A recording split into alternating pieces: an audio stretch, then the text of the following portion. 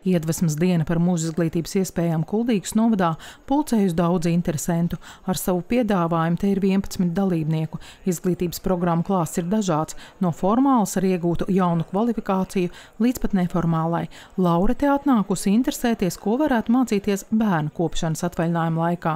Es jau internetā biju paskatījusies, šobrīd ir ļoti labi NVA piedāvātais mūža izglītības, kur var attālināt, pieteikties bezmaksas kuponiem. Ļoti interesanti bija arī Kuldīgas tehnikuma piedāvātais klātienē, piemēram, restaurācija, kas liekas vairāk tāds radošais, kas varētu, ja būs iespēja apvienot, man tā ir izmantoša. Mans mērķis bija atnākt apsīties, kas derētu tieši man, kas ir 50+, kurš jau strādāja. Vairāk interesējos arī par lauksaimniecību, jo mums ir zeme.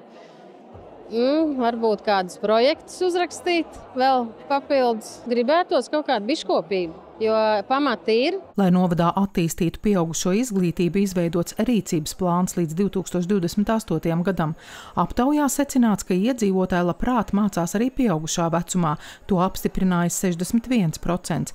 Interesējošās jomas ir digitālās prasmes, bērnu audzināšana, grāmatvedība, uzņēmējdarbība, arī svešvalodu apguve, psiholoģija un radošā joma, piemēram, gleznošana, rokdarbi, dizains. Šāda diena, kad interesantiem izzināt visu novada piedāvājumu vienviet, rīkot pirmo reizi. Šobrīd šis laiks jau paģēra, ka cilvēkam ar vienu augstāko izglītību nepietiek. Ar tiem kursiem, kurus viņš ir mācījies gadus 4 atpakaļ, vairs nepietiek, ka tās tehnoloģijas attīstās un arī kaut vai, lai mēs varētu arī kaut vai ātri domāt, noreaģēt uz situāciju. Tas viss mums palīdz tas, ka mēs ikdienā mācāmies. Biežāk, retāk, bet mēs esam tajā apritē. Un mēs arī nenovecojam. Kuldīgas tehnoloģija un turisma tehnikums regulāri veido dažādas programmas pieaugušo izglītošanai. Te atzīst, ka interese ir, bet nereti sastopas ar citām tendencēm atšķirībā no skolas vecuma audzēkņiem. Pieaugušo vecumā mēdz būt arī diezgan liels atbirums audzēkņiem, jo saprot, ka nevar savienot ar darbu vai ģimeni, bet interese ir un mēs ļoti ceram, ka pieaugušie nenobīsies un nāks mācīties. Mums ir ļoti labi piesakās cilvēku uz restaurācijas programmu, piemēram. Kaut viņus arī nebāja tas, ka tā ir pilna laika dienas programma.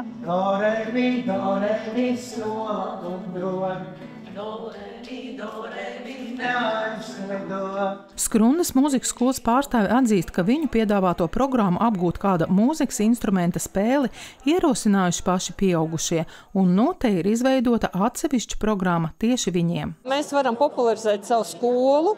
Mums jau te ir interesanti, kas jau ir gatavi nākošajā mācību gadā jau apgūt to instrumentu spēli.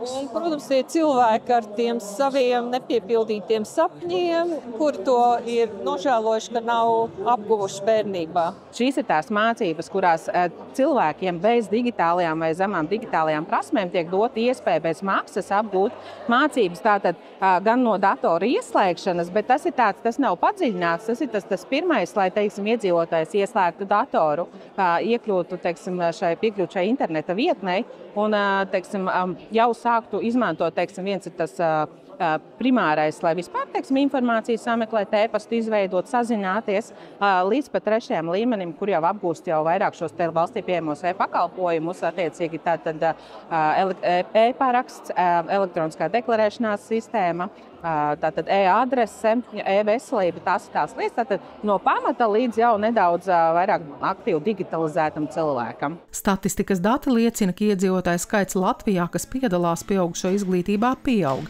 bet joprojām tas atpaliek no Eiropas Savienības vidējā līmeņa. Ieva Benefelda, Lants Perševics, Skrundas televīzija.